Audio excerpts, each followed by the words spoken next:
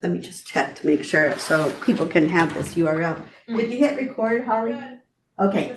Okay, awesome. So if you're on the recording, you want to get that URL that is on this slide deck. I'm going to move it, so you might want to pause the recording for a minute. But I'm so glad you're here, Rachel, and anybody else that joins through recordings. So starting up, this is what we're going to be looking at today. Of course, well, we don't have to do introductions, right? But we're going to be looking at AI in an educational setting, understanding AI, and AI literacy. So we'll talk about what AI is, also talk about what AI literacy is, and then we'll look at how AI works. So you get a whole lot in 2 hours, under 2 hours now. So I will do my best to go slow enough that you get everything. Ask me questions if I go too fast, or have me slow down. But the first thing we want to talk about is the impact of AI in education, because you are providing your children education. So we're going to take a look at this video. It is a conversation between Sal Khan. He created Khan Academy. And then also Hadi Partovi, who's the founder of code.org. So they just have they had a whole long interview together or conversation together. And this is the part on the impact of education or AI in education. AI has been around for many years. What's happened very recently with the launch of ChatGPT and similar tools is that AI can actually generate information. It can generate creative writing, images, even videos. And so what used to be a tool for pattern matching can actually create new ideas, new thoughts. And the reason this is very important in education is there's so many aspects of education, work that either teachers do or that students do, that can now be done automatically using generative AI. So I know, like, both of us, I'm sure as just tech nerds of sorts, have been paying attention to generative AI for many years. And you had GPT-2, which could write, and Elon Musk famously said, this has to be controlled in some ways because it could write very convincing articles, but it was nonsense what it was writing. So it could be good for generating fake news. GPT-3 did similar things, although it was just better at it, which in some ways made folks even more worried. Then things like DALL-E came out, where it showed that you could create images, that you could have the Mona Lisa, and you could tell the computer or the generative AI to say, well, what's the back of her head look like? Or what does the rest of the scene actually look like? When I was monitoring all of that over the years, I was just like, oh, this is cool, but it's really just a quirky thing. It's not going to be really useful anytime soon, especially in education. And I think what really changed was that transition from GPT-3 to either you could say GPT 3.5, which is ChatGPT, or more importantly, GPT-4. And that's when it really hit me, that this thing that looked like a novelty for the last several years now could start to have seemingly understand information and make sense of it, and not just answer the question, but explain why it chose that answer, explain why the other choices are not the answer. Generative AI, it could generate other questions like it, and you could prompt it so that it could act as a tutor, it could act as a teaching assistant. And so that's when we started to appreciate, okay, the world is now different. And this is not only going to be relevant to education, but it's probably going to transform it in some pretty significant ways. And so the really main point here, I mean, there's a lot of really good information here just to kind of understand the difference. But before, AI's been around, like, I think at least since the 60s. So, but it's not generated its own words or content. So it's been around, we've had it around before 2023, doing, showing what our favorites are, having Netflix provide recommendations based on what we said we liked or what we watched the whole thing of, and songs. So it's been around, but the real big impact, and it was huge in education. I think it was in November of 2022, ChatGPT, it became available to everyone. And at that time, it had only access to all the information on the internet up to that point, 2022. Now it's changed even more to where most of the large language models have access to everything on the internet. So it can really generate a whole lot of information. That time, we always have our state tech conference in February. So that came out in November, and that conference, that November, that first one after it came out, boy, there was AI was definitely a buzzword. Yeah. And then the two since then, definitely, it's been really interesting because I would do intro to AI kinds of things. And now teachers are ready for a little bit more, like creating lessons that are AI resistant and just all kinds of things. So having it around before is different than what we have right now. And that's where the impact of technology comes from. So how about you? That was what resonated most with me. Was there anything else that stood out to you about that video or what they said in that video? I think it's kind of interesting that both of them being techie people were even kind of marveling at what it could do now. Yes. And kind of like, I mean, it was not a video about ethics, but it's like, how do we contain it and control it? Like, now that it can do so much more, what started as a novelty is, it's a tool, yes, but my thoughts are always kind of like, what constitutes abusing that tool? Right. So that's where my mind goes. And they kind of talked about it, but I was impressed that even they were like, whoa. Yeah, exactly. And they have Elon Musk say, "Oh, we got to control this," and just to kind of be a little bit nervous about that is what that statement says to me. Yeah. So yeah. What kind of animal have we created? Yes. Yeah. Kind of a thing. Yeah, that's a really good point. Very good point. So that was like the impact on education. These are actual teachers. We're jumping forward now to the teachers, how it is impacting their classrooms. And this was like, this video was even, it's at least a year old. So this is different than what's happening now. And I'm going to tell you now because, I just facilitated the conference class and teachers were letting me know, what their projects were, what they're doing with AI in the classroom. Oh my gosh, it is just phenomenal. And the way teachers are using it to really make student voice prominent and to enhance the students' work, not create the students' work, but really enhance it. There's a whole lot to that. But this video here is some teachers and what they think about AI in the classroom. The potential of generative AI in education truly excites me, but I'm not alone in this enthusiasm. Let's hear what other educators say about AI's role in education. AI is going to be everywhere. As a teacher, it's going to give me new resources. I'm looking forward and encouraging the kids to seek out AI enhancement and to use what they can find, expand beyond the classroom. I already actively encourage them to reach out beyond the scope of the class to learn what they can on their own. And this is just another tool for doing that. I hope AI can make my job better in helping me do things that, might be something I put off to the end, or it's really hard for me to do, or hard to find time for doing some of these things. And I think if we use our tools appropriately, they can really give you time back. The one thing that we could do that's a total disservice to our kids and to education is to say, hey, this is a scary thing that we don't want to talk about, but it's like out here and it's like a thing we don't know a whole lot about. Instead, it's like, hey, we do know a lot about AI. This is what we know, and this is how it's developed.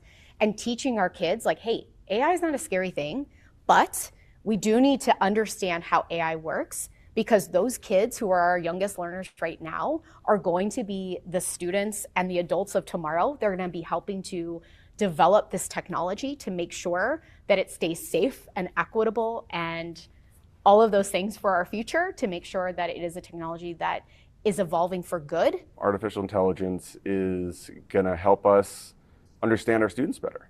As much as we don't like testing and as much as we don't like evaluating our students, we have to do it. But what AI can do as it processes that information is it's going to give us a new insight into our students. So I love watching this now, and now that I think I had a little bit more time to think about it, this actually came out a couple years ago. And you could hear them anticipating what AI is going to be like for their classrooms, what they're going to do. But like I said, now me seeing what is coming of it, they are right on. All of these people were right on with it. So anything that they talked about that kind of you as a teacher of your children, how did that affect you? Was there anything in there that made you pause and think? Yeah, like the one gal said, like, well, they're going to be interacting with it, and they're going to be the adults of tomorrow. So, we can't avoid it, but we don't need to teach them it's scary. Right. So how to, using it responsibly, understanding how it works, so they can, when they're working with it as adults, can make good choices and handling it well. Yes. Responsibly. Yep. Very much. That is true. And I actually see it's really, being in education as long as I have, and when computers started coming into the classroom. So when I was in the classroom, I got a Mac SE in my classroom. It was so exciting. And then there were labs, and then, I never was in a one-to-one position, but that's where most people are now. But the same kind of conversations we were having at that first state conference that we had with ed tech in the classroom, with bringing computers in the classroom, help the kids to learn it, use it, don't be afraid of it, you maximize it. Yeah. So that's really interesting to me, that just that correlation between the talk of ed tech and, there we go. Okay, so I feel like we're going through this so fast today. I'm concluding a 4-webinar session on introduction to AI. So it's like 6 hours as opposed to 2 hours. So I feel like I'm like, oh, already we're at applications, but we are, because we're just going to zoom right through and talk about different applications of AI in other fields. So I'll let you take a look at this here. This is in the field of science and technology. I'll just be quiet for a minute.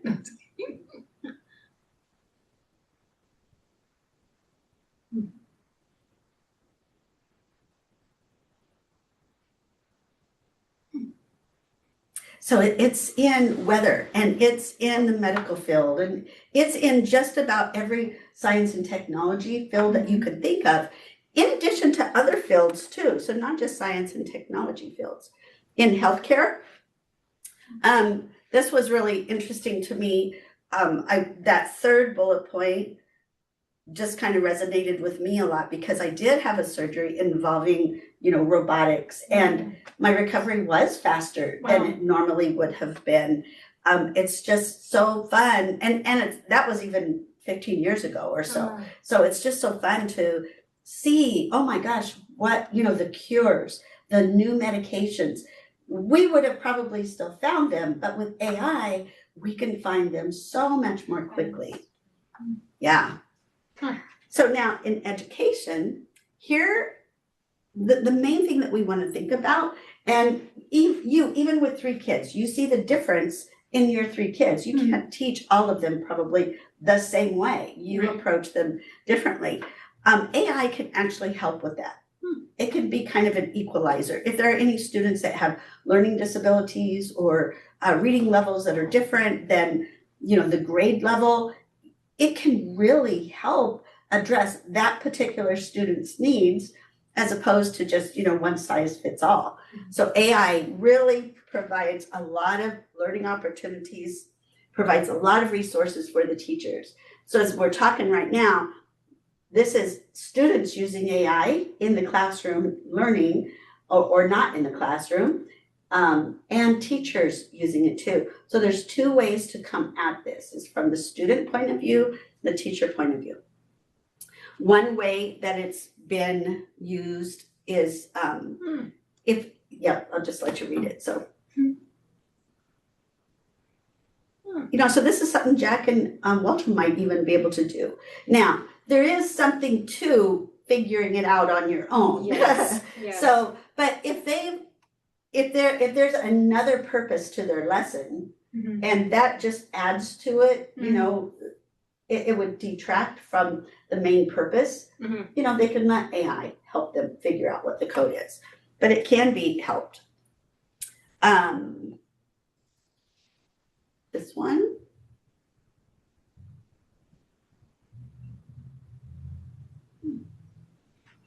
So I don't know if you've done any long projects with your kids, but you know, it's good to have a plan. How long do you want to think about making that plan, you know? So there are some tasks that can be done to speed up just the housekeeping part of the project as opposed to the content, because we don't want to take away the students' ability or opportunity to learn. Using ChatGPT to edit essays as opposed to writing it. And we do this too sometimes. Many people have Grammarly added to their Google. I use Google Docs, and so Grammarly is added to my Google account. And it finds my grammar mistakes, my punctuation mistakes, that kind of thing. Now, if the kids are learning about those kinds of technical details, then you want them to do it on their own. But at the same time, if the point of the assignment is to help them, you know, write a persuasive argument, well, you can let ChatGPT edit it. So, another one.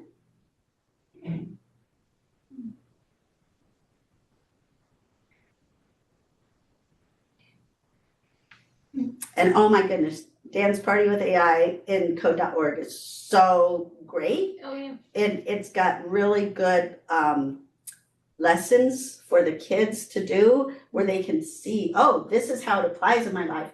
Because the code.org's modules on AI also include people that they might know, famous people that they might know, telling how it has been used in their field, how they use it right now.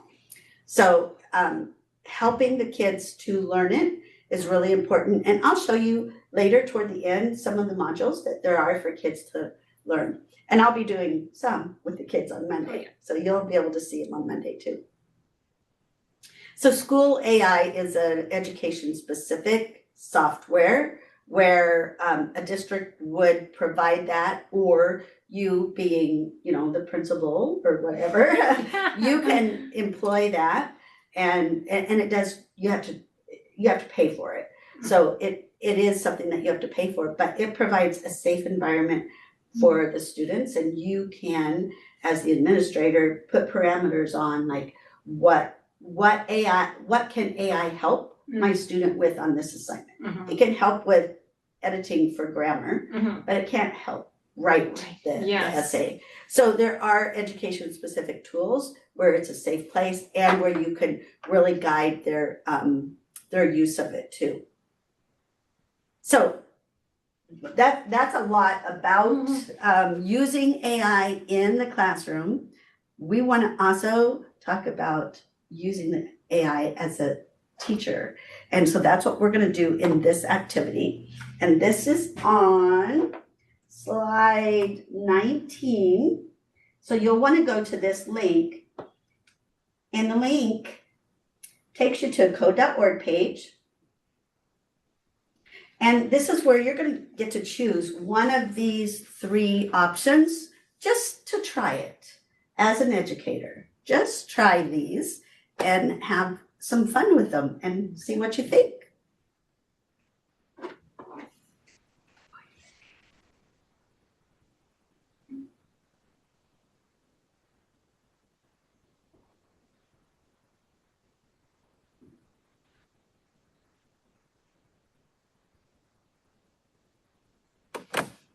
I'll give you about 10 minutes, I think, to work on these. And you can try one, then try another, however, spend the whole 10 minutes on the same one if you want to, because you can always come back to it later.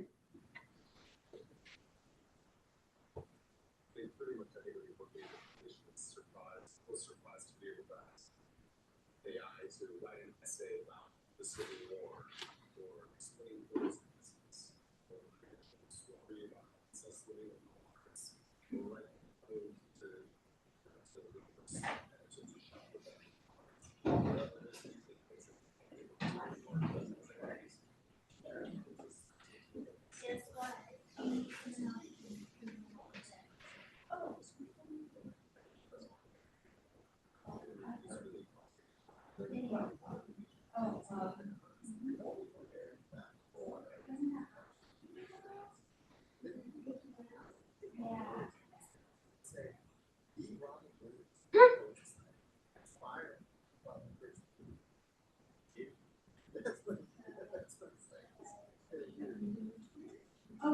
There's a lot of sort of questions being raised by this AI that replace jobs. And there will be some jobs that can be replaced.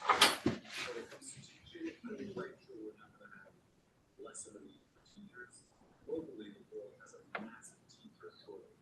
If we help make the job of teaching easier, reduce the sort of hardship of teaching in that really personalized way, we might at least get to the point where we no longer have teacher shortages. Or no worry of teachers losing jobs or some dramatic shortage. And what I believe AI is going to do is enable more personalized learning, less busy work on the top of the teacher, more time to facilitate working with that kid as a something blocking that is struggling with something or any other motivation or what else. Where so many teachers stay as busy doing things that aren't directly at students. AI should help us get us to a world where teachers spend more one-on-one with students. And that is not about job losses in education. It's about really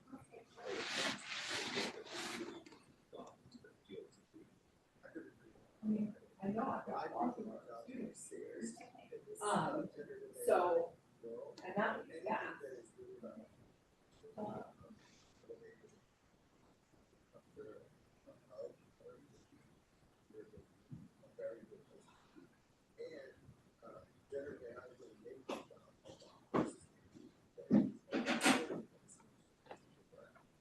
And I will tell her.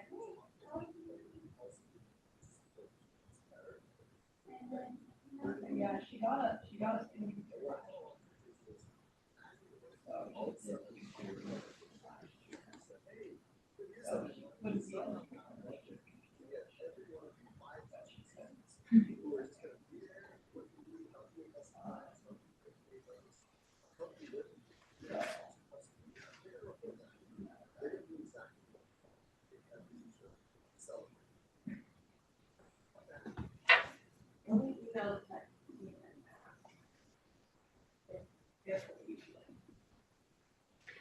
Did that link take you to that video? Yeah. I mean, yeah. Oh. Like I chose. So I You chose one. Okay. something and then it, and I hit continue. Oh, if you hit continue right here, Mm-hmm. then it's gonna take you to the next level. That's what happened right here. Okay, so what you wanna do is, Click on it'll say like this one is just, having you open up those. But just if learn you, something. but if you are on create art, it's gonna take you to crayon, like that, and then this one, dip it, is another one where it's a link to that particular one. But this one is just, learn something new, duh, Yeah. of course, if you just Google or, get the idea. yeah.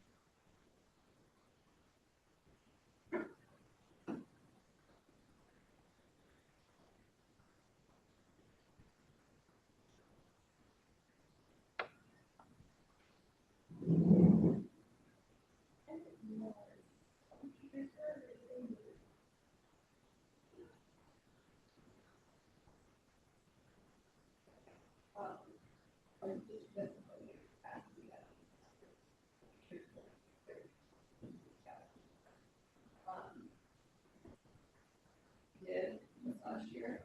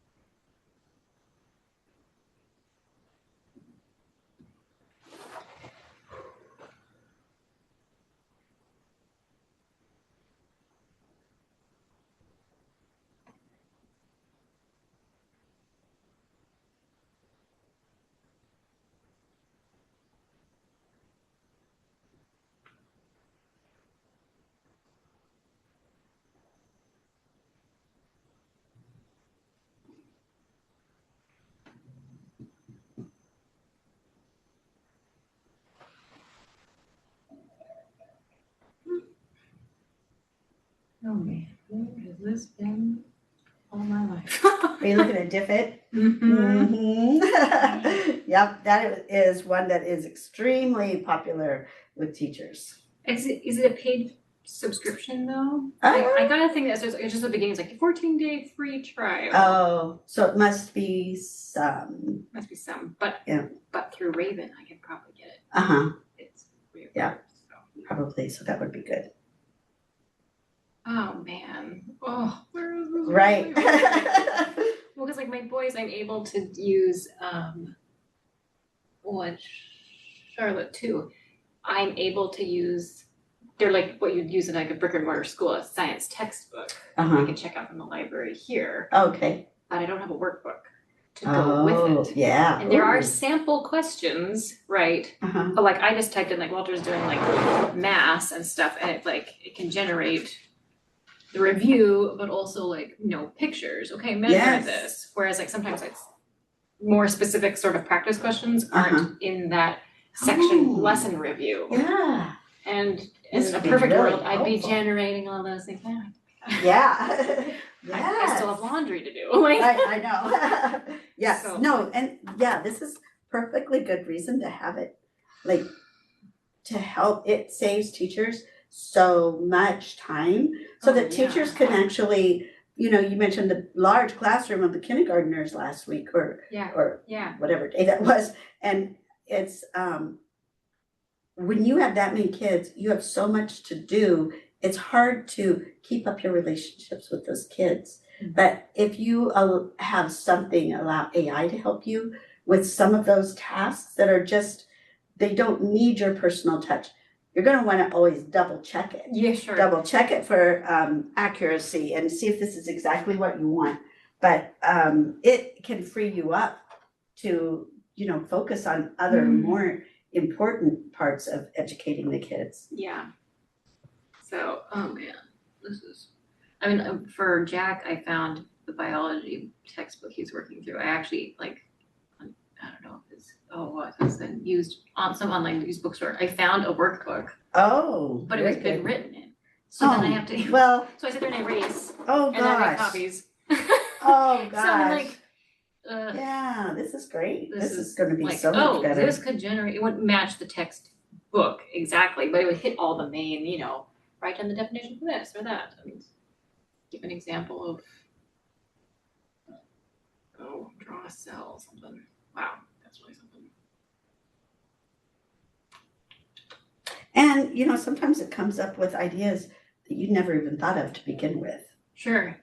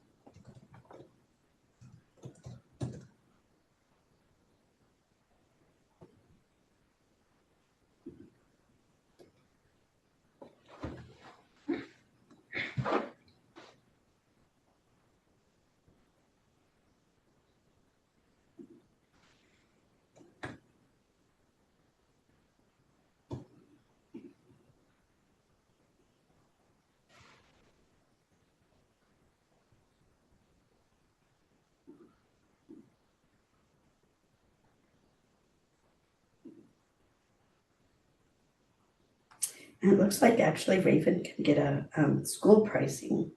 So that would be cool if they could get one for all the teachers, all the parents to use. Yes. It's like one of those things. It's like I just never knew what was out there. Yep, that's what happens. And there's a lot of things. Like there's teachers pay teachers. There's a lot of free stuff, but sometimes it's not exactly what you want, or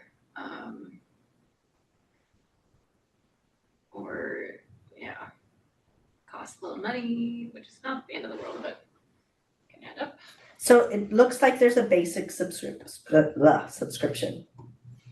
And you can get the content with questions, vocabulary, download to PDF, you can print, share, and you can adjust it by reading level, length, or language. And then there's an individual subscription that you can get that has a lot more to it. Okay. So basically, and a lot of times what classroom teachers are loving about this is that it actually helps them, because there's so many different reading levels in their classroom, it helps them take the same content and adjust it for the reading level for each student. Like the same story. Yeah, same story, Wow. same news story, or fiction, nonfiction, all of that, yes. I was playing around with crayon a little bit, which I've played around with it before, and it's a lot of fun. Did you try that one yet? Not yet. To create images? Today I was doing things like I tried, they have a cute fox with a red hat is their example. But I did like, so I wanted to change it a little bit. So I wanted to see a couple different things. So I tried a kitten with a purple hat, and I checked to see what my results were, because it will generate a picture of a kitten with a purple hat. However, that one, they weren't really kittens. They were older cats, it looked like. Oh. And the purple could just be about anywhere. It wasn't necessarily a purple hat. There was one with a purple hat. Then when I said a cute kitten with a purple hat, all I did was add cute to it. Then I actually got kittens in it and more with purple hats. Huh. Not a whole lot still, but still had others.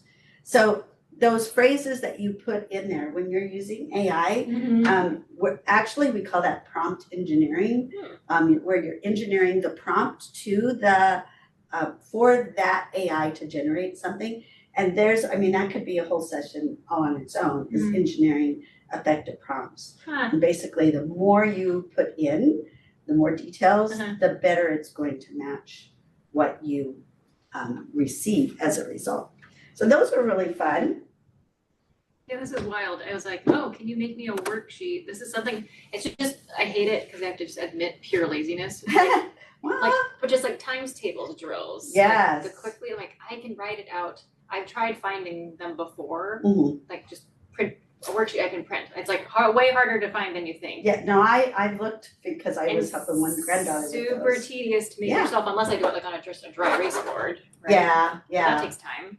So I just generated like a 3-minute multiplication sprint, for fluency. And then I said, oh, I don't want 12s and 11s. Okay. I took it out. And took that. And then I said, well, can you make me more by scrambling the facts so it's not memorization of the same worksheet? And it did it. Give me 3 options. And how long did that take you? Like right? 3 minutes. Yes.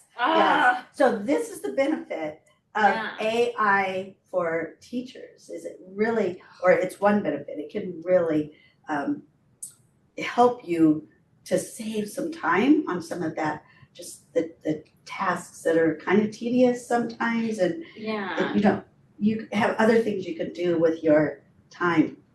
I did really appreciate one of the students that turned in a project where they used AI to improve an assignment. They were going to have their students use AI. They live in the village, going to have their students use AI to help them create a resume that would connect the skills they have with the proper terminology that other places like that will pay for your schooling or stuff to, it's like a resume to apply for funds. But it helped these students in the village to use the proper terms to help those other people really understand what they could do.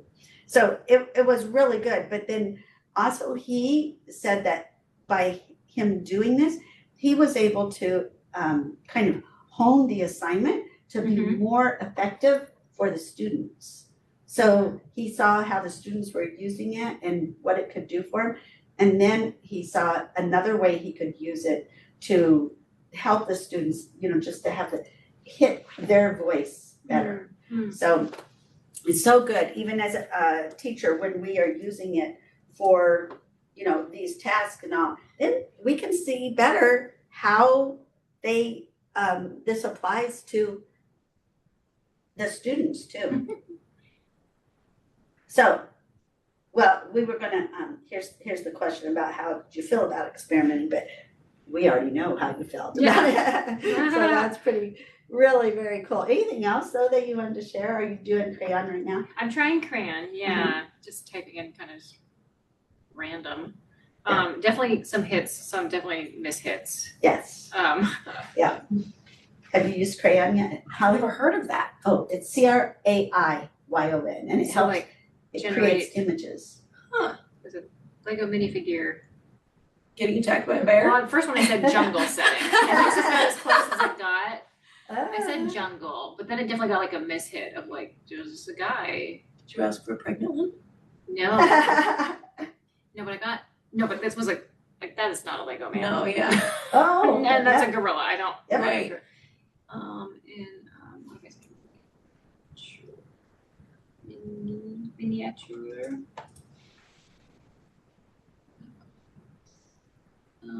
Wait, oh, Egyptian? yeah. Huh. Hmm.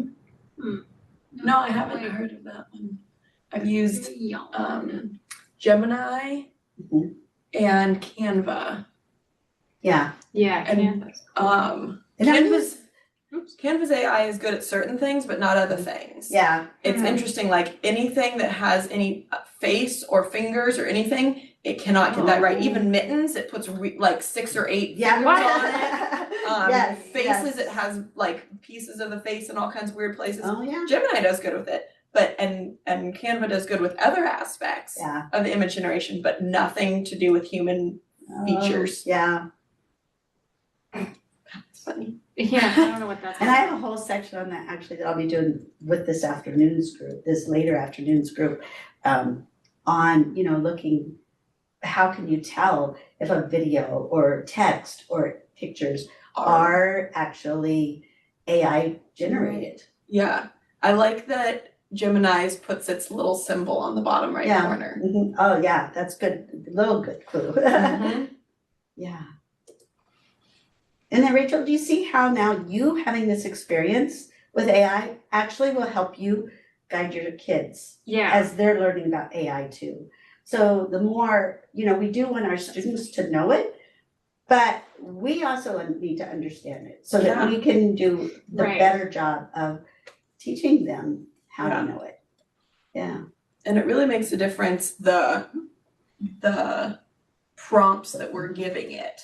Yes. Putting For in sure. like what style and a variety Yep. of different things with the prompt makes a huge difference. And writing in there, this is for The audience. 7th grade student reading at a 5th grade level, or Right. what all these are. Yeah. Yeah, the audience, the style, what it's being used for. Yeah, exactly. This is funny. I'm trying to get it to say like my son's name. Like, how do you prompt text? Include the In text, crayon? Andrew Include in the name crayon. or Andrew something. with XYZ images. Yeah. Just don't put a last name in there. Yeah. I don't know if we're gonna hit that today or not, but you wanna be really careful about the information that you put in there. Yeah. I think we'll hit it just kind of as an overview. Right. So I was telling her a little bit earlier that we're kind of rushing through a 6-hour workshop. Yes. So I had to just like pick and choose some things. Yeah. Yeah.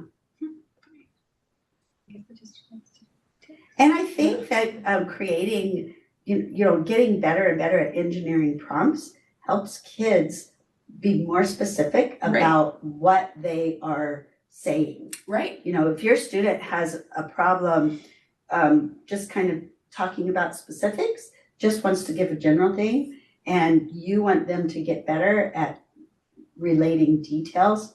Right.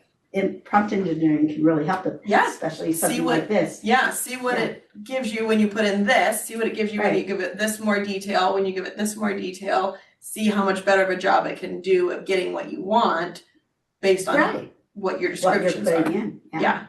Very Yes. cool. So fun. Really cool. So what do you think of using crayon? is cool. I'm having a little bit harder time like telling it what I want. Yeah. Versus like the worksheet is like I want this science subject or these math facts. I don't have a like, particular thing in mind that I want to do on, but. And that'll help too, when you know what you want. Yeah. That will help. Sometimes, even if you don't know what you want, what the results you get will help you understand is, oh, actually what I want is, you know, something else, and you could tell more. Oh, I know you could keep on going with that forever, right? There are so many great things that we can use with AI tools. And those are just two of the ideas. That third idea about opening up an AI assistant, you know, like Siri or Alexa, and just have them tell what they know about, you know, a certain topic that you know about or that you don't know about. And then just kind of fact check this. And it all of these are really good exercises to do. It helps you to become much more familiar. Are you ready to move on? Okay. All right. So let's talk about actually using AI in the classroom with, or in your classroom with the kids. There are potential benefits and there are potential risks. So again, I don't like to read off of slides, so I'm going to let you read this. Benefits at the top, risks at the bottom.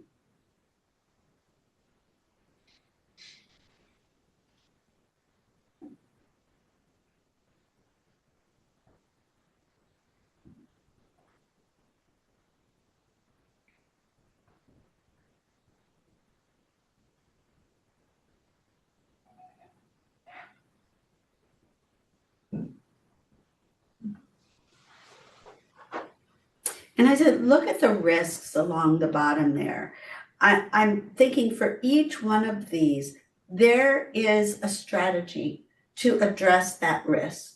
But the important thing is that you understand that that's a risk and then try to figure out, okay, what can I do about that risk?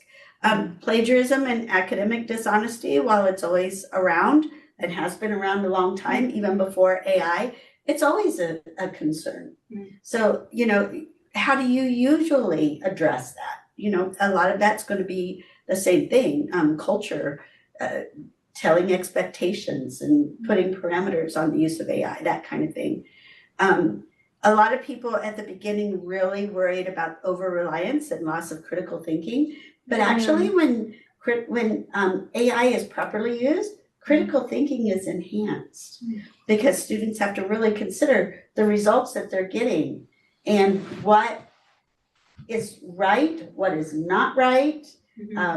And so they're really critically thinking through the results, and that can help them to understand a topic even more. Are there any of the other risks there that kind of concerns you?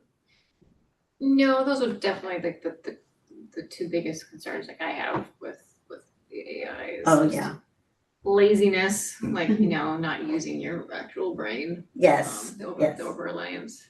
And then plagiarism. I was curious, like, if there is a check system in place to, because wasn't there like a website you could submit a paper and check it for plagiarism? Yes, there was, but what we found, and there are some that are there's some software that are AI detectors, but what has been found is that those are not reliable.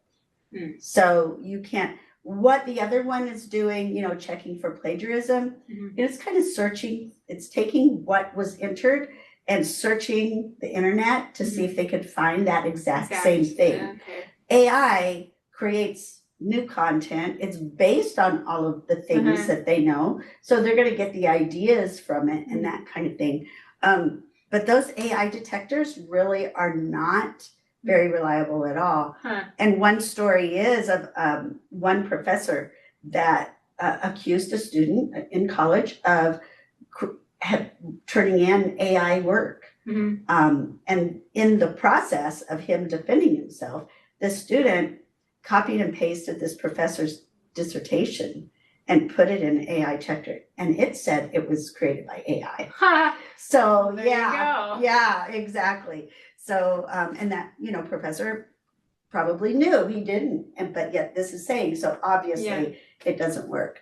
Yeah. And then those potential benefits of AI, what do you think might be best as you see it right now? What might be most beneficial in your role with your students? Definitely efficiency from where I stand, creating all this stuff. I'm curious, I want to know more about like how assessment and personalizing could make it better. I mean, like I guess I just discovered that with like the multiplication times tables practice worksheet. Like I can't just throw my kid on AI and be like, tutor them. Right. That doesn't work. I still have to do my part. But it helped me create, just as an example, worksheets to practice times tables with. So yeah, and the personalized learning assistance is actually in that tutoring is actually best done in a program specifically made specifically for that task. Okay. And what it does is it keeps, well, for instance, like what the MAP testing will do online is it keeps track. Is a student struggling with this kind of problem? Is it too hard for them? If it is, they will kind of go back to see where their level is. They will go forward. If the problems are all easy for them, they will jump forward. It will jump forward, I should say. So that personalized learning assistance is best done with a specific program. However, large language models like Gemini or ChatGPT, they can be a tutor too. You just have to kind of watch out more because it's it's more widely opened. And then the assessment design and timely effective feedback. This is even, we've done this like with, I don't know if you're familiar with giving quizzes through Google Forms. Okay, if you use a Google form and you create a quiz, it will generate a spreadsheet and tell you what answers were correct and what's not. And you can make it so that the quiz tells the student right away, did they get it correct or did they not get it correct? So that's immediate feedback. Yeah, you don't have to wait for the teacher to go in and correct it, right? And then get back to them. Yeah. That takes a while. I wish that feature was like on some practice maps tests because I see what they get wrong or the final results when it's over. But unless I'm sitting over their shoulder while they're doing it, I don't know why they missed it. Yeah. It's multiple choice most of the time. Yeah. It's like, did you not read it right? Or did you, like a lot of times, like I know my boys, it's like they know their math, but they'll just make a computation error. Right. They subtracted by accident. And it tells you so much. So it's like, I wish they could start telling me why they missed it. Right. That's a whole other level. And there's actually a lot in, just drawing on my experience, and it's been several years since I coach teachers on maps, but I believe there is like a report in there that you can generate that kind of helps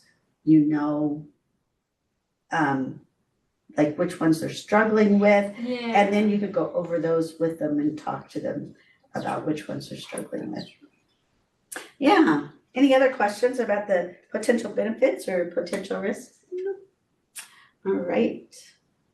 So let's talk about some guiding principles. When we're using AI with our students, these are some things we want to keep in mind.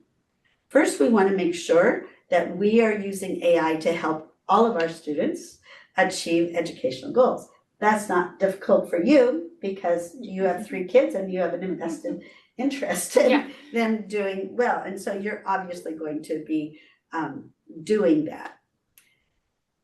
Compliance, reaffirm adherence to existing policies. And again, just so you know, as I did last time, I showed you something because I felt like you should know what is expected of school districts and public teachers. Compliance to the federal, regulations, that kind of thing, like with I think there's a Learning Disabilities Act, the websites have to be adjusted so that the people with disabilities can access it as well as other people too. But knowing what your regulations are, and in this case, it's going to be, I don't know if Raven has some of their own regulations as far as AI or teaching any other way, but at least your family will too. And so kind of comply with those.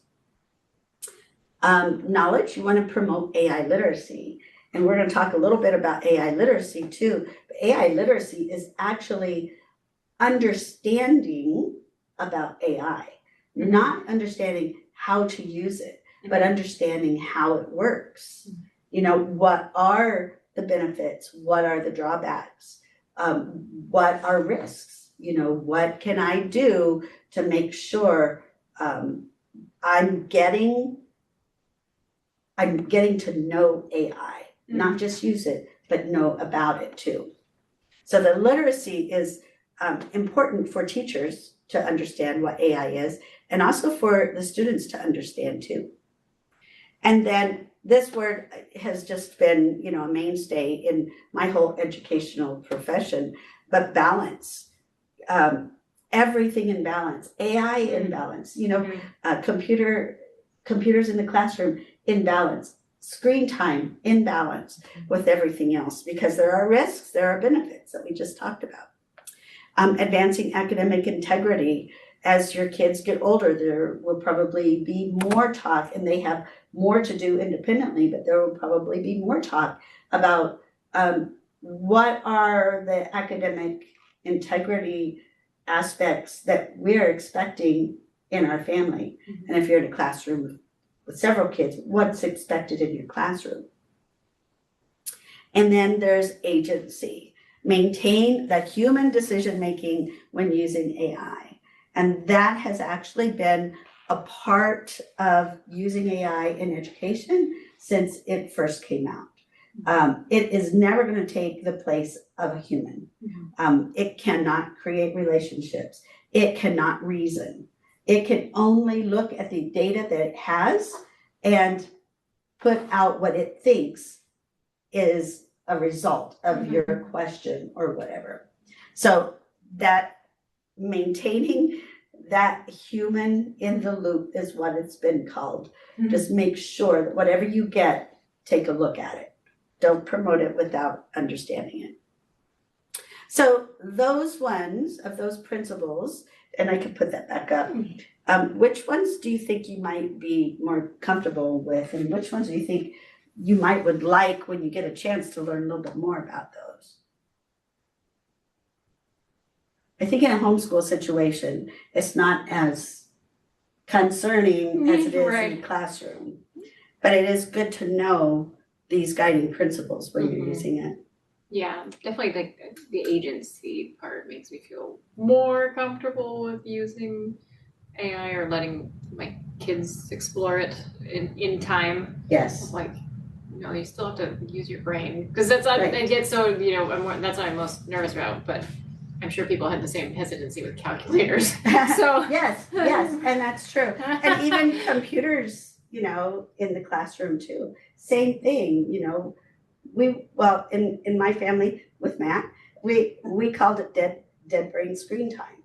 So there was a difference between dead brain screen time, which in balance with academic screen time is okay. Sure. But you just don't want it to be all. Right. So just like with anything. Yes. Yeah, that balance is really important. All right. So moving right along. There was that academic integrity, and I knew we'd want to include this part in here about cheating.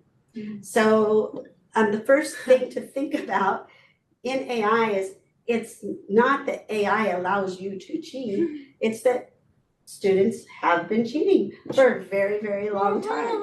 They've always had, like you mentioned, calculators. There are lots of ways for students to cheat. And yes, AI is another way that they can cheat. But this isn't new. It's not a lot of teachers at the very beginning were like, oh my gosh, but they can use AI to cheat. Well, they can use their friends to cheat. They can use so many other things to cheat too. So it's just another way for them to cheat, but you want to address it differently, you know.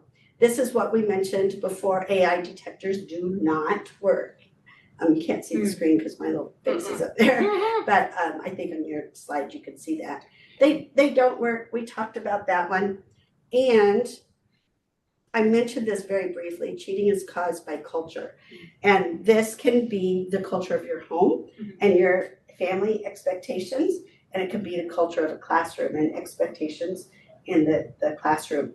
I urge teachers, and as I urge you with your kids, decide what your guidelines for using AI are. And maybe even by age, maybe even by student, depending on what those students need. But you could do that better in a classroom. It's not really going to be by student. Right. But creating that culture so that, you know, if cheating is something that's really big no-no in your family, make sure that's known and make sure you get to talk about that. And what to do about cheating? Well, there are lots of different things that you can do about cheating. Let's see what I have in here. These are some of the things, and again, caution, AI detectors don't work because at the beginning people were like, well, I'm going to use an AI detector. So it's really important to know that they don't work. You want to make sure, and some of these we've talked about a lot too already, but develop your guidelines. You and your husband can talk about this, and then with your students, talk about what those guidelines are. Talk about why you have those guidelines and make them very, very clear. What are the policies in your school?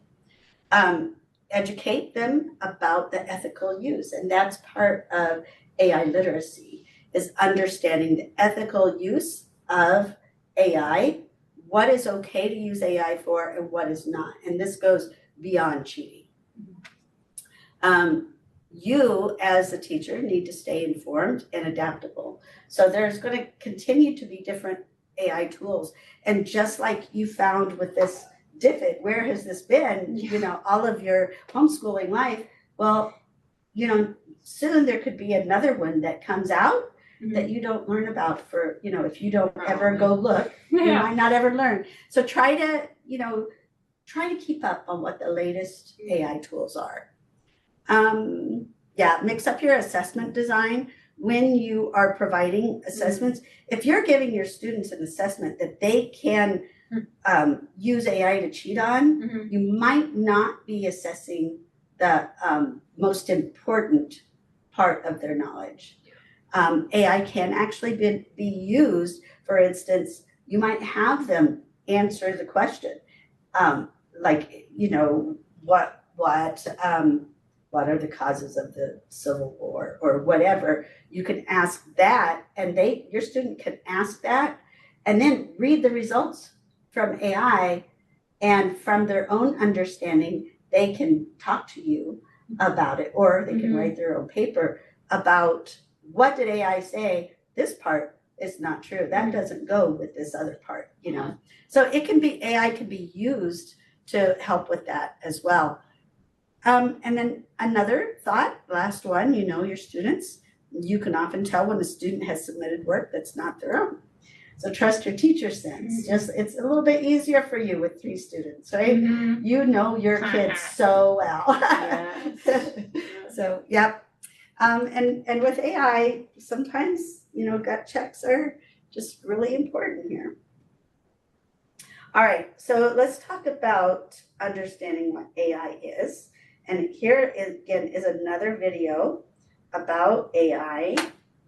This is just like a very, very intro to AI.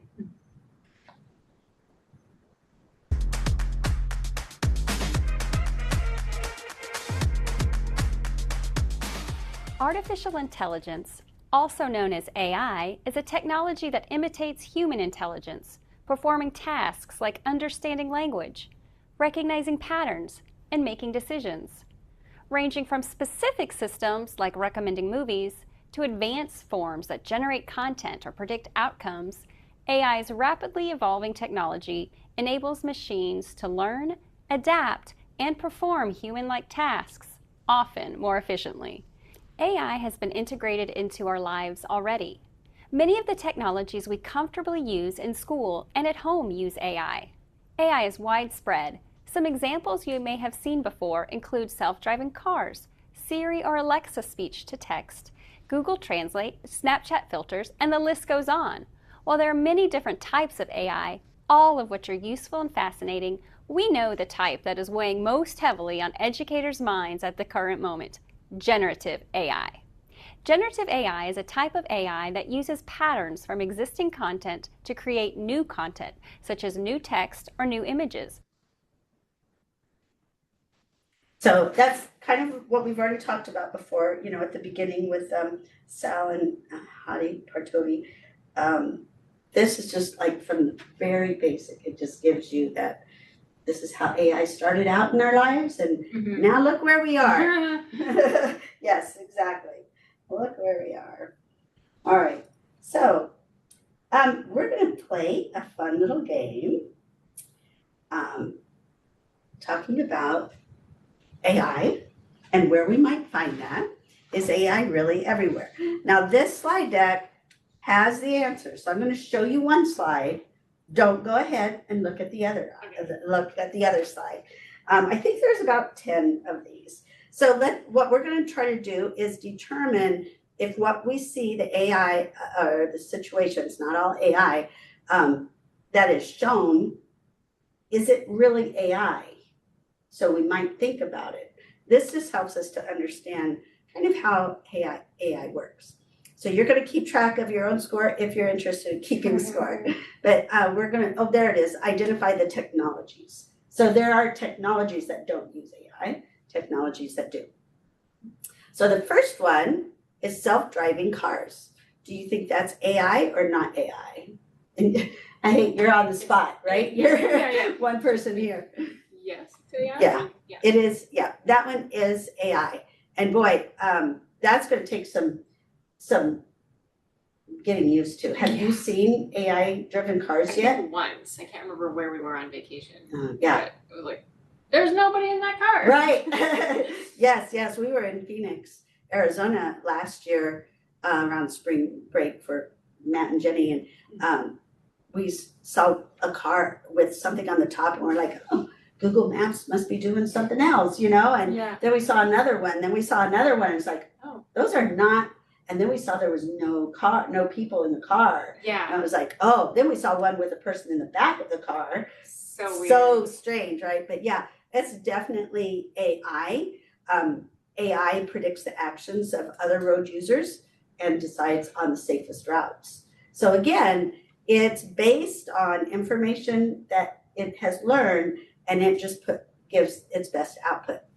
How about facial recognition systems? We're doing that in security lines at the airport now, right? I think it's AI. Yeah, that one is AI, right? They do learn from vast amounts of data. They're looking for the facial features and what the difference is in the facial features. How about digital cameras? No. Well, what are you thinking? Is it yes or no or? I'm gonna think no, even though there is auto settings. Oh yeah. Ooh, that's a good thought. Yeah. But I'm gonna say no. Yep, you're right. Not AI. There are some cameras, modern cameras now. It wouldn't be in the digital camera that I have. It looks like this, right? Because that's pretty old. But sometimes they might, like what you were talking about, help with the settings, auto settings, or enhancing image quality, different things like that. But basically, the basic camera itself is not AI. You're right. Music recommendation systems. Yes. Yeah, and we talked about that a little bit too. We've had those around for a long time. My husband hates those because he's like, because they recommend he plays his like list. He just wants it to play his like list. Yeah. But they play other songs you might like too. He doesn't want those on there. I like having them on there. How about quantum computing? I have no idea. Yeah, that's what I said first time I did this too. Didn't really understand quantum computing. It's a type of computation that makes direct use of quantum mechanical phenomena like superposition, entanglement, and it performs operations on data, but it's not AI. Smart home devices like a Apple Home or Alexa Dot or Echo Dot, I guess they call it. I want to say no because you tell it what to do. It doesn't automatically, but I don't have any smart home devices, so I don't know. Okay, yeah, so it could have some other ones on there. So that's good thinking. It might. This one is just a maybe, so that was really good thinking. There are some, like Google Nest, can learn your schedule about like when you're going to be home and when you're not, and adjust the thermostat according to that. Some of these, like the Alexa, can start understanding when you are going to set an alarm and might suggest, do you want me to set an alarm for 7 a.m. tomorrow again? Because you always do that. So it is using some AI, doesn't have to be all the time. Excuse me. How about 3D printing? Holly likes to do that. She's done some great stuff with 3D printing. I'm going to say no, because you have to tell it what you want to build. Yeah. Yep, exactly. It's a process of creating the three-dimensional objects from a digital file. Right. You tell them what the digital file is, right? Exactly. How about chatbots? You see them on websites and yes. Yep. Yeah, you are correct. They definitely use AI. It's interesting because they can conduct conversations in a way that really feels natural. Did I tell you my story about the email when I was emailing Toyota? Yeah. It was so real. So it was time for me to have my car checked up, and I got an email from Toyota, and it was from Ashley at Toyota that said, it's about time for your new service appointment. Or do you want me to schedule that for you? And I'm like, yeah, I replied and I said, yes, we can schedule that. And on the bottom of my email is a signature that includes a Bible verse. And so when I sent that was on the bottom. And she said, okay, we can look in March, these certain dates or something like that. And by the way, I appreciate your verse. And I, didn't say anything the next time I responded. And I was saying, can't do any of those dates, but how about these 3 dates? Anything on these dates?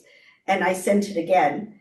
And I didn't say anything about the verse just because I thought, it was kind of a vague comment anyway. And then I got an answer back from her, and she chose a date, and I said yes. And she said, and I really appreciate your verse again. It's like, okay, well, I guess she just wants really appreciates my verse, right? And then, I think I I said something in my last email to her because she said it twice, I'm like, okay, so yeah, and it's about, everybody needs to be nice, don't be angry, and, and I said, yeah, I think we need a kinder world, Then I get an email from Randy at Toyota and says, well, Tammy, there is no way to tell you this without just saying Ashley is an AI. And it always goes to me, a real person, when she doesn't know how to handle the response. So when I said something about the verse back, she didn't know what to say. I don't know what to say. Yeah, exactly. So interesting. They can be very, very natural. Wow. And it can seem like you're really talking to somebody. And I do remember when I first started using chatbots, I didn't realize they were AI. And I was like, all they wanted me to choose A, B, or C. And I'm like, wait a minute, that's not really what I want to deal with as a human. How about solar panels? AI or not AI? You are right. They convert sunlight into electricity. They use photovoltaic cells. I've never heard of that before, this slide. But they don't use AI at all. All right, any of those surprise you? Only the quantum computing one, but that's only because I did not know anything about it. Right, yes. Okay, all right, so I said we're gonna talk a little bit about AI literacy, and you're here for AI literacy. You came here today, and any of you watching the recording came here today because you wanna learn more about AI, even about using AI. That is literacy. You are enhancing your AI literacy. And we want to do that as for ourselves as teachers or just people in this world, parents, and help our students also become AI literate. So when we're talking about AI literacy, we're thinking about the knowledge, the skills, and the attitudes that are associated with how artificial intelligence works. This includes talking about its principles, its concepts, the applications, how to use AI, knowing what its limitations are, its implications, and then even knowing what the ethical considerations are. So just kind of about when you're learning about AI, how to use it. That's your AI literacy. This slide and the next one is a lot, and I don't go over this one right now, other than to say you may have heard some of these terms. They're all related to AI. Mm-hmm. And so you can see with this diagram here, ChatGPT encompasses all of those. Mm-hmm. But those other ones, those are terms that you might learn when you're learning more about AI. And if you want to, because I gave you this slide deck, right? This is like the definition of those particular things. And then there is a link in the notes of the slide to help you dig a little bit more if you want to know a little bit more. But these are all various aspects of AI. Of course, I talk about what artificial intelligence is. We're going to be examining a way. We're actually going to be doing machine learning, helping our machine learn. We're going to be training in AI.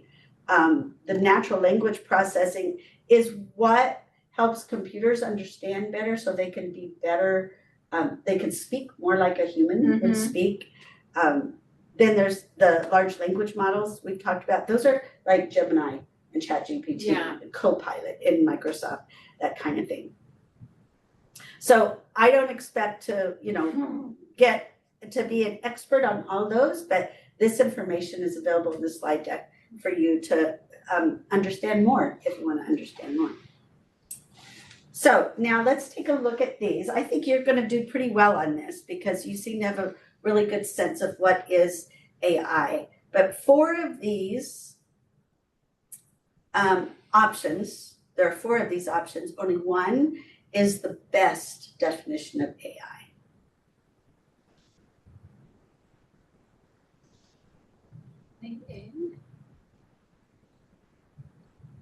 Okay, why would you say A? Well, you are right. But why would you say that? Well, just because its definition's more encompassing, whereas like B specifically talks about robots, C talks about only mathematical models. Yes. And D, enhancing human capabilities, yes, but the top one's more specific about how it does problem solving, reasoning. Right. Yeah.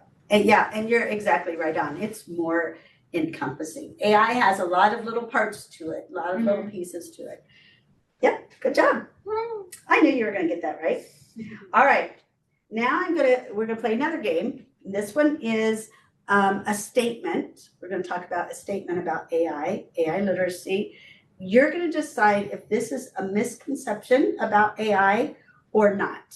And my hope is through the games that, you kind of get a deeper understanding about what these are. But let's look at this. AI can function as an equalizer, potentially reducing disparities in learning opportunities and resources.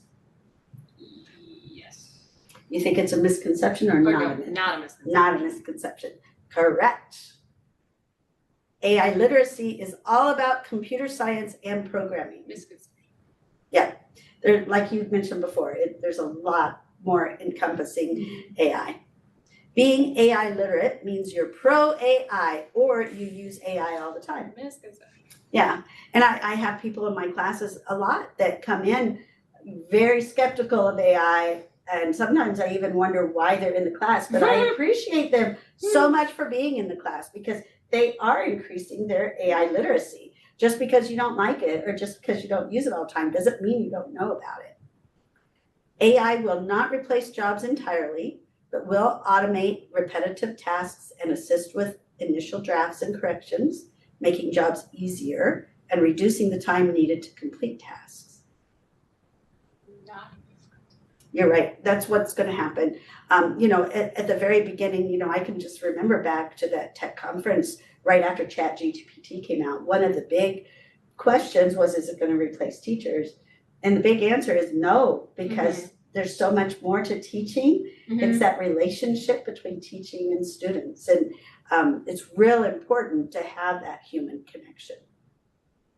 How about this one? It's crucial for the education system to teach students not only how to use AI, but also how it works, its risks, its strengths, weaknesses, and to prepare them for a future workforce that heavily incorporates AI. Right. This is very important. And you're recognizing that because you're here. AI literacy is for experts only. Not everyone can understand it. Yeah. Yes. I may not understand as much as somebody else, but that doesn't mean I'm not AI literate. Understanding the nature of how AI works, its potential for biases and errors is important for users to recognize its limitations and effectively utilize its capabilities. Yes, this is a very true statement, understanding it more, and that's why you're here, so that's good. AI doesn't affect me in my homeschool educator role. Misconception. Yes, that is a misconception. I guess you could try really hard to make it not affect you, but. Right. But if they know about it and I don't, then yeah, it's that's still right. gonna affect me. And if you're gonna prepare them for their future, they're gonna have to know about it too. Yes. Yep. AI literacy is a foundational understanding of AI, how it works, how it impacts our lives. Very, very simplified statement of what AI literacy is. So good to know. All right, questions about any of those? Okay, all righty. Moving right along. This one's going to be talking about AI literacy skills in our schools. And we're back to the conversation between Sal Khan and Hari Partovi. Even before ChatGPT and generative AI, people was like, the world is changing so fast. What do kids need to learn? And they're oftentimes surprised that I said, well, it's actually the same traditional skills. If you learn to write really well, if you have a solid knowledge base, say of civics, financial literacy, if you have, you know how to use tools well, and increasingly these are going to be technological tools. You have strong critical thinking skills, as probably at least as an early algebra type of level, some statistics knowledge. You're going to be quite potent in any point in history. And I think that's going to be even more so in this generative AI revolution. A lot of people say, well, the generative AI can write papers now. The generative AI is going to be able to solve the math problem. But one way to think about it is students of the future are going to have to manage these generative AI. And if I told you that somebody's going to be an editor of a newspaper, they're going to have to manage writers, does that person need to know how to write? And you're like, not only do they need to know how to write, they need to know how to write better now because they're going to be managing other people. They're going to act as an editor. So generative AI doesn't give us a free pass to say, oh, no one has to learn any of this stuff anymore. For the folks who want to operate in the knowledge economy and want to have really well-positioned careers, they need to elevate above the generative AI and know how to manage those generative AI. So that means not just understanding the tools, but it actually means understanding the underlying skills that the generative AI is doing better than the AI itself. If I think about the skills that are going to be most relevant for the future, it's those things that you mentioned: critical thinking, problem solving, reading, writing. I also think digital skills, both knowing how to use digital tools, but also actually understanding how they work, are going to be more and more important in the workplace. People also ask me all the time, because I run code.org, whether coding jobs are going to disappear because AI can now write code. And it's very similar to writing. AI can write essays. Do we stop teaching writing anymore? I don't think anybody is questioning whether we should stop teaching people to write, because writing is a form of communication. And for the exact same reason, we shouldn't stop teaching coding. As you mentioned, basically the person who knows how to code just got a superpower because they can manage a team of coders that are AI. Just like a person who knows how to write gained a new superpower because AI could do, they now have a team of writers. And I really appreciated this conversation because of these two people, tech nerds as they call themselves, right? Mm-hmm. And they're seeing the importance of the AI literacy skills as well. All right, videos always kind of mess up the thing here. So look at these 5 options here. One of these is not an AI literacy skill. Which one do you think is not an AI literacy skill?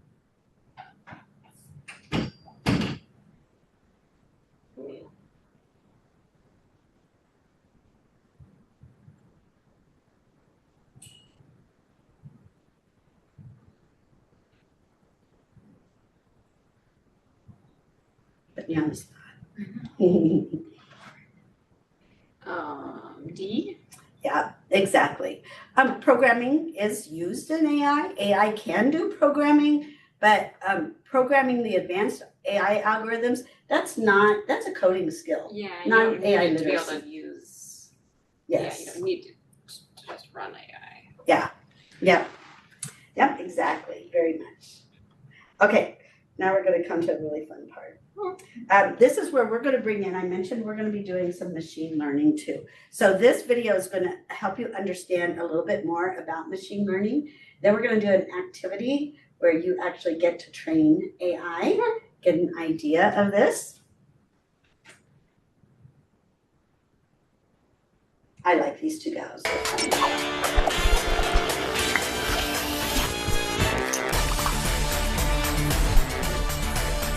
My name is Ale Flores, and I'm a product manager at Alexa. My name is Dr. Chelsea Haupt. I work at the Allen Institute for Artificial Intelligence, and I work on an AI-powered academic search engine. All around you, computers are making decisions, and those decisions affect your daily life. When you do an internet search or scroll through your newsfeed, computers decide what you see. Computers can already recognize your face and understand your voice. And soon they'll be driving cars and detecting diseases even better than humans. So how is any of this possible? You may have heard about something called AI, or artificial intelligence. True artificial intelligence is decades away. But there's a type of AI called machine learning that is here today. It's a type of AI you probably interact with every day without even knowing it. And it has the opportunity to help us tackle some of the world's biggest challenges. Machine learning is how computers recognize patterns and make decisions without being explicitly programmed. What's so exciting is that it's a completely different way to program a computer than what we've ever done before. With machine learning, instead of programming a computer step by step, you can program a computer to learn just like you learn, through trial and error and lots of practice. Learning comes from experience, and that's true for machine learning too. In this case, experience means lots and lots of data. Machine learning can take in any kind of data, images, video, audio, or text, and begin to recognize patterns in that data. Once it learns to recognize patterns in the data, it can also learn to make predictions based on those patterns, like noticing the difference between an image of a car and an image of a bicycle. AI and machine learning are playing a bigger and bigger role in society at large and shaping all of our futures. That's why it's so important to learn how it works with some hands-on experience. Remember, AI is like any tool. First you get the knowledge, then you get the power.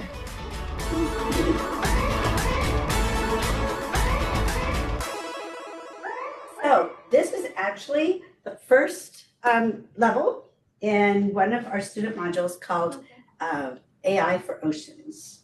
So we are going to be learning how to train an AI using machine learning. In the next link, it's slide 83, that picture is a link, and it's going to actually take you to code.org. And if you're already logged in, it'll keep your record of your practice. But what we're going to do now is go through these steps of training. Now, this one is really interesting because it has, it's also got a slant toward the environmental impact of AI, environmental impact of trash in the oceans, how it can be used. So the very first thing it's going to ask you to do is to train a machine. Are you, do you have your machine quiet, your computer? Because you're probably going to want to turn up the volume so you can hear. Let's see.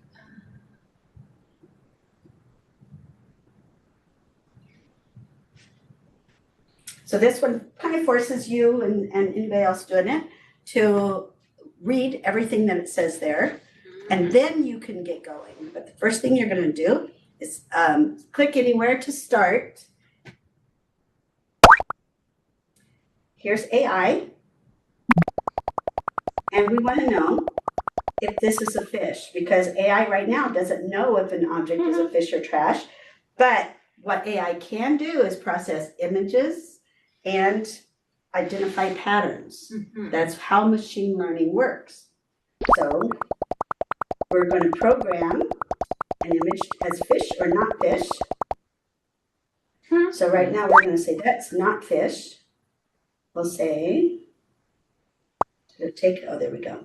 So I want you to go through, and I'd like for you to go through real quickly, so you might accidentally make some mistakes. So go through real quickly, and up here in the top left here, you can see a number, and stop when you get to about 30 or so. But try to go fast.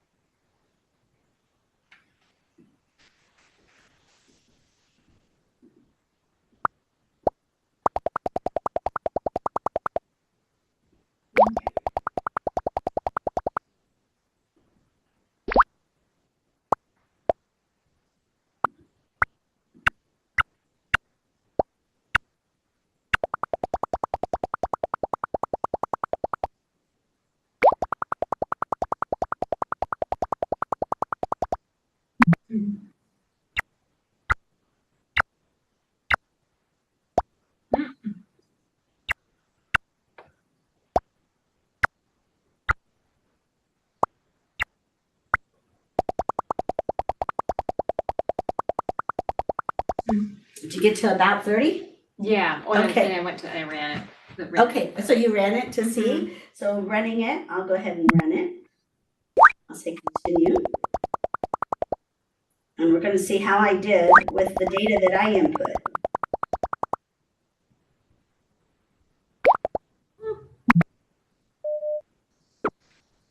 So far, so good.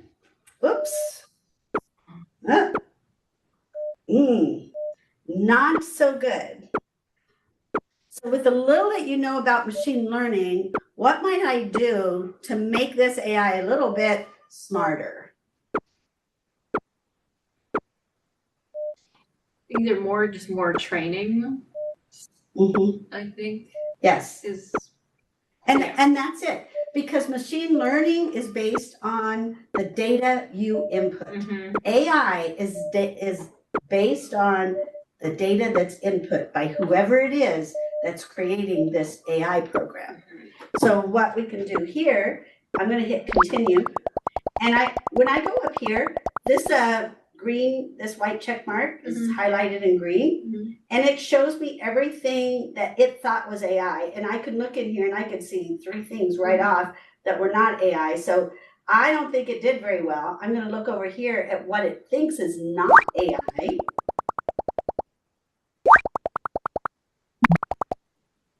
Come on. Now it's going to show me what it thinks is not AI, and I have fish in here, so that's not cool. So we're going to continue and train some more. So go ahead and continue for about another 30, 40 objects.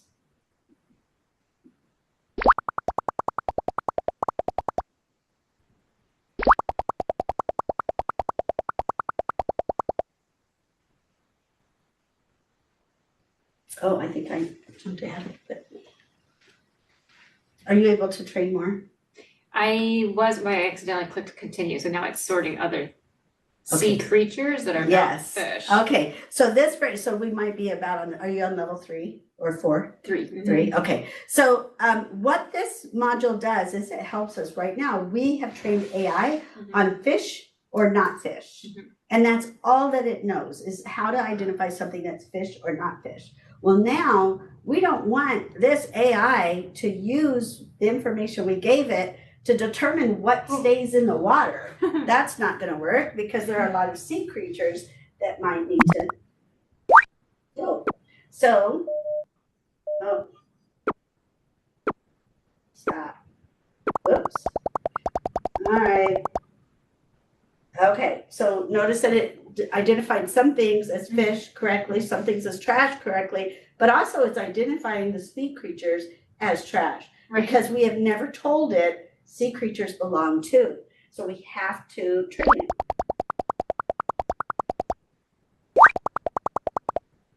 AI only learns what we teach it. That is a really important concept here. It only knows what we teach it. So now let's go ahead and train again. I think now we're on level 4. Now look, we're going to talk about what belongs in the water. A little bit beyond fish or not fish.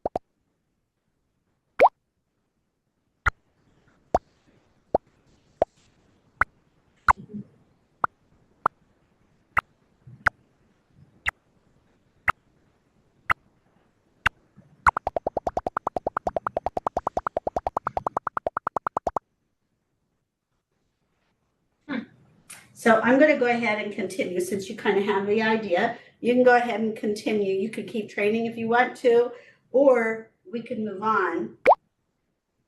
And let's see how well it's doing at identifying what belongs in the water.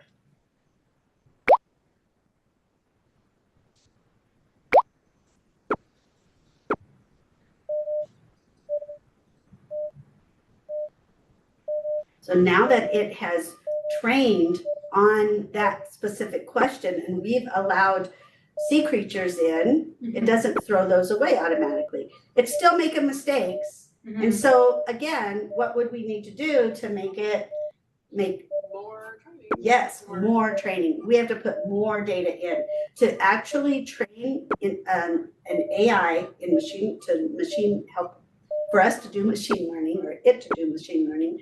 We have to train with lots and lots and lots of data. So I'll continue now. And so far, I see that I probably need to train some more because we've got 2 things in there that don't belong in the water. But I'm going to continue on. And we're going to hit level 5 now. This is training data and bias. Let's watch this one together. Because now we're going to start talking about bias, which we haven't talked a whole lot about today.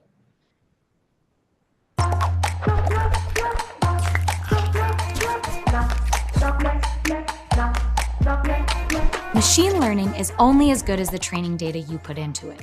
So it's super important to use high quality data, and lots of it. But if data is so important, it's worth asking, where does training data come from? Often, computers are collecting training data from people like you and me without any effort on our part. A video streaming service might keep track of what you watch, then it can recognize patterns in that data to recommend what you might want to watch next. Other times, you're directly asked to help, like when a website asks you to spot street signs and photos. You're providing training data to help a machine learn to see, and maybe even one day drive. And you thought you were providing information Medical about researchers human can use medical images as training data Yep. to teach computers how to recognize and diagnose diseases. Machine learning needs hundreds and thousands of images and training direction from a doctor who knows what to look for before it can correctly identify disease. Even with thousands of examples, there can be problems with the computer's predictions. If X-ray data is only collected from men, then the computer's predictions may only work for men. It may not recognize diseases when asked to diagnose the X-ray of a woman. This blind spot in the training data creates something called bias. Bias data favors some things and deprioritizes or excludes others. Depending on how training data is collected, who is doing the collecting, and how the data is fed into the computer, there is a chance that human bias is included in the data. By learning from biased data, the computer may make biased predictions. This can happen whether the people training the computer are aware of it or not. So when you are looking at training data, ask yourself 2 questions. Is this enough data to accurately train a computer? And does this data represent all possible scenarios and users without bias? This is where you, as the human trainer, can play a crucial role. It's up to you to give your machine unbiased data. That means collecting tons of examples, often from lots of different sources. Remember, when you pick and choose data for machine learning, you're actually programming the algorithm using training data instead of code. The data is the code. The better the data you provide, the better the computer will learn. Okay, so the next activity is going to demonstrate how that looks. So let's continue on, and you could go ahead and just up there click on 6, or you can just hit continue on the video without watching. So now you get to choose. You're going to train AI on one of these 6 characteristics, and you can choose which one. Which one are you going to choose? Chose green. Green. Okay. So let's do green. So you can go ahead and do green. And I'm going to do it too. Let's get about 50 this time, because now you understand, we need a lot of data.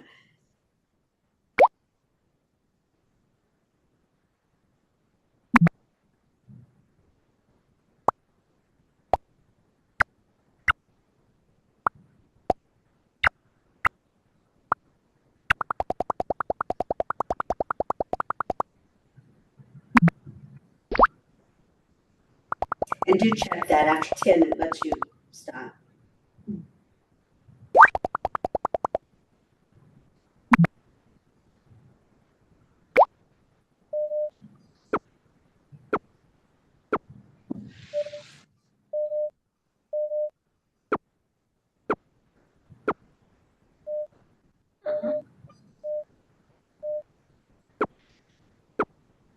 Okay, so I have a question for you.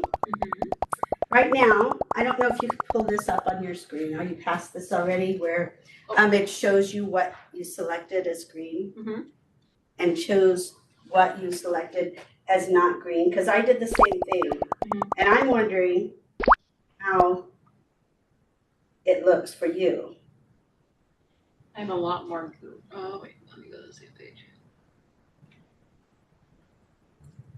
I only have one.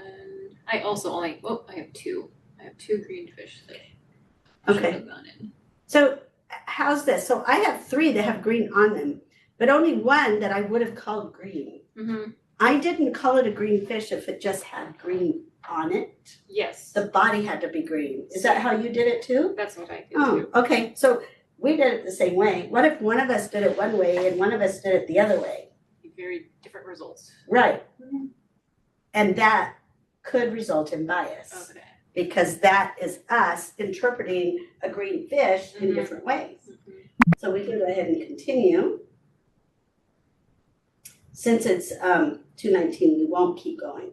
But I do want to show you this video about, oops, come back, I guess I went ahead. This is about the social impact of AI. And this is, again, something else we didn't talk about too much, but I knew we were going to get it in here. So this will give you a real brief, this is what students can do in this context. AI and machine learning can affect every part of society. For instance, self-driving cars use AI to recognize their surroundings, track objects, and make super important decisions, like when to stop. Machine learning is already being used in some really amazing things. It's allowing us to be more energy efficient. We use it to improve how we grow food and manage natural resources. It's dramatically changing how we diagnose diseases and create new medicines. It's even helping the blind see. I think it's a man jumping in the air doing a trick on a skateboard. But there are also risks. Consider the potential impact when machine learning is used to evaluate candidates for college admission, screen applicants for bank loans, or even predict crime or spot criminals. When using machine learning in these types of applications, we need to make sure not to use prejudiced training data that would perpetuate human bias. As AI and machine learning change everything, it's important that you have a hand in how they're being used. More than any other technology, AI has the potential to revolutionize our lives for the better, so long as it's done in a way that avoids bias that could cause harm or inequity. The most important thing about machine learning is human learning. Knowing how this technology works is the first step on your journey to using it for good. Okay, so the next part, we're gonna be doing a level now. The last level in this module is more on, well, let's see, we're gonna choose a new word to teach AI. And I want you to go ahead and choose a word. And I'm gonna choose the same word. What one do you think? Well, delicious. Okay, let's try delicious. So you can. So we're picking a fish that match the word. You're doing yours and I'm doing mine. Which one? Oh, yeah.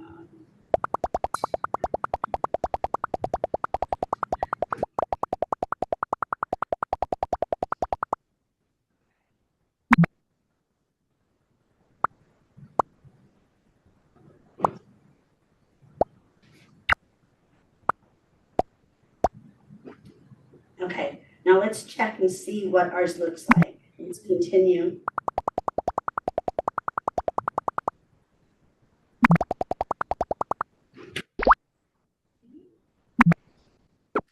Oh, I wrote down which one, and I'll just leave it. So here are the ones that it thinks are delicious in my case. How does that compare to yours? It's still running. Oh, it's still running. Oh, wait. Oh, it was kind of hard. Yeah, why was that hard? Well, because I'd like just kind of subjectively decide what was Yeah. delicious. And so maybe if I did like a lot of them, you'd discover more of a pattern based on my prejudice of what exactly I think is delicious. But yeah, what made it look delicious to you? Like I thought if it was smiling, it might be delicious. no, I picked like more like round shaped Yes, fish. I did that too. Okay, so there we're kind of the same. Yeah, I definitely avoided like too skinny, there was like, some funny shaped ones. Yeah. That I said were not delicious. Yeah, and I didn't do that. So we definitely have differences now, right? Mm-hmm. And so if you were to do this like with your kids and be able to talk about the differences and all, and no, you're both training AI. and you could see how AI can become biased because the data that is entered totally depends on what you put in. So this is a really cool module that you can do with students. I'm not sure if I'm going to use it on Monday or not. I have a lot of choices. I haven't chosen yet. So, but it's a really good, I might use it. So this one actually can be used, like with Charlotte or with Andrew, because Jack. With Jack, you can go all the way to the end. Charlotte, you might want to just stop at the first one, just to give the idea. Yeah. So, and Andrew could do this one too, right? That's true. All right. So that's that particular module here. We also have, and we're going to kind of wrap up here. I'm going to go down to slide 89. These are all student modules that have AI in them. And you could find the same thing by going to on code.org, where you go up to course catalog, and then under topic, choose AI, artificial intelligence. And it will also tell you the grade levels. Now there's more AI for the older grades than there are for the younger grades, but I'm sure Walter actually could even work with some of the ones for the older grades as well. So these are really great modules for students to use, but I would highly encourage you in your massive amounts of free time to go to professional learning modules for educators. There's an AI 101. And that's where most of the information for today came from. So, and I've just had a lot of experience with teaching about AI too, so sometimes I throw in my own things. But if you want to, this is a whole 5 units in this whole module. And it's self-paced. As long as you're signed in, it keeps track. So you can go ahead and do that. There's the link to the whole thing. And then these are each of the 5 different modules right down here underneath it. There's also teacher modules for preparing to teach how AI makes decisions. So if you decide you want to use the student module called How AI Makes Decisions, maybe with Jack and Walter, if you want to do this module first, it helps you be prepared to help them with that. Same thing for transforming teaching with AI and bringing AI to the classroom. Actually, those are repeated. So I'm not sure why I did that. I messed up on this slide. I'll have to see if I can fix that. Sorry about that. That's okay. So questions about kind of AI? I know it's like a real fast run through. I don't. We kind of touched on a lot of topics. I think I have a little bit better handle on it. A little bit. Maybe I knew more than I realized, but well, that's I know good more, too, right? How to implement it maybe and yes, what's important to teach it, because I assume they know it's all about what you put into it, but right. But that's not always. But now you really know. Yes. Now you really know. Yep. And having confirmation is good. Look at all that we've accomplished so far in this series. We are down to just one left, and that's when the kids come do an intro to AI module. So that's going to be a lot of fun. So now I'm interested in what might be your next step in using AI.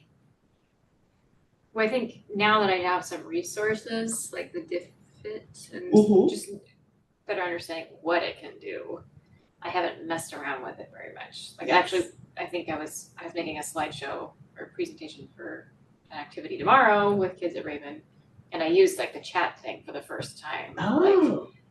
Because I was tired. Yes. And I was just I have to get it done. Give me a brief history of what early Ireland is what we're doing in Ireland. Unit. So, and it's I didn't use all of it because it gave me way more than I needed, but when I was 10 o'clock and very tired, I gotta get it done. That's right. I could pick and choose, and it gave me a nice synopsis because. Oh, awesome. That I could just throw on a slide. Yeah. For tomorrow. So. Yeah, that's awesome. And you could actually, there are programs that will create slides for you. You put the information in, it will create the slides for you too. So there are specific programs for that too. So I think that's all that I have, and I've only left you 1 minute to do the evaluation. Sorry. But Thanks for coming today. Yes, thank you. And every day. Oh yeah, I've learned a lot. I'm so glad. So it's good. It's good to carve out the time too to just. It's like, oh, I know code.org is out there, and then you just don't ever get to it. Right. And then, oh my gosh, it's the middle of March. Yeah. And then if you set aside time like this, if you commit to coming here, then this is your time to learn about it. Yeah, right. I know.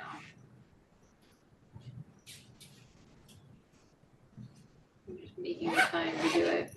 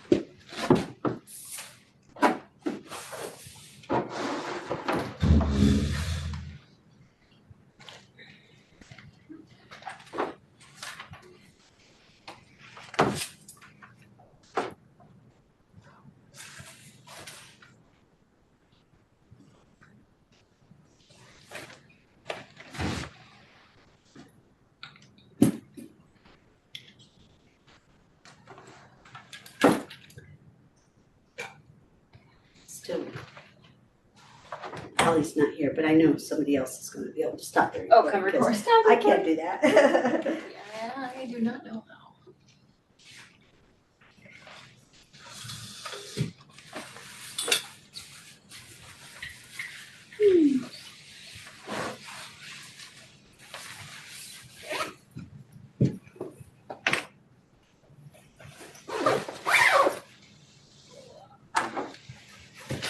Well, thank you, and I'll see you Monday. See you Monday. Thanks for coming.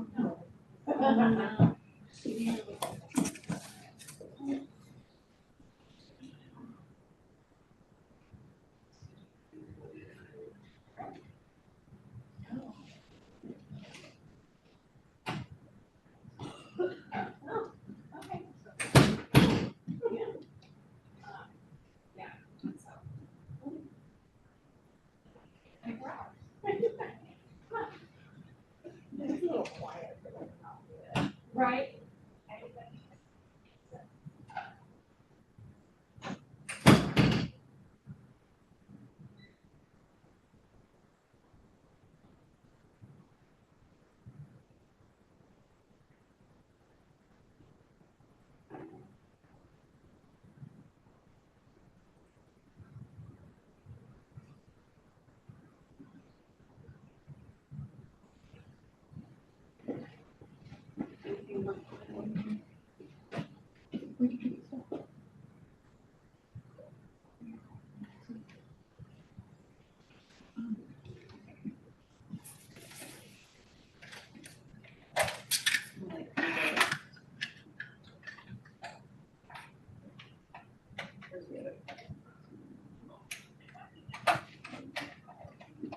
Yes, it's username is capital N, capital F, ISI 2025.